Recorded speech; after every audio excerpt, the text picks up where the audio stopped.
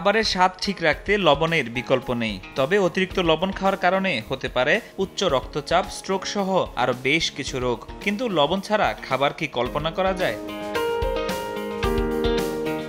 শুনতে আশ্চর্যজনক মনে হলেও বাজারে আসছে এমন এক চামচ যার মাধ্যমে পাওয়া যাবে পরিমিত লবণের স্বাদ। অতিরিক্ত লবণ খাওয়ার বিরূপ প্রভাব থেকে বাঁচাবে চামচটি।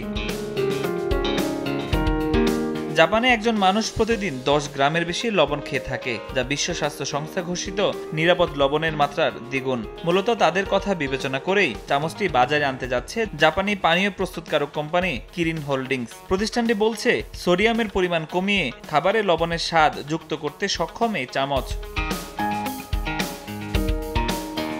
ব্যাটারি চালিত এই চামচের ওজন 60 গ্রাম। দেশটির মেইজি ইউনিভার্সিটির অধ্যাপক হোমি মিয়াশিতা এটি তৈরি করেছেন। চামচটি কিনতে লাগবে $127।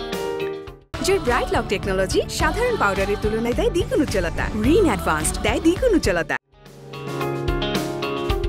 আগামী মে মাসে অনলাইনে 200টি চামচ বিক্রি করবে কিরিন। 2025 সালে আন্তর্জাতিক বাজারে বিক্রি করার পরিকল্পনা রয়েছে প্রতিষ্ঠানটির। তাদের প্রত্যাশা, আগামী 5 বছরের মধ্যে বিশ্বব্যাপী 10 লাখ মানুষ এই চামচ ব্যবহার করবে। ফরহাদুর রহমান, সময় সংবাদ।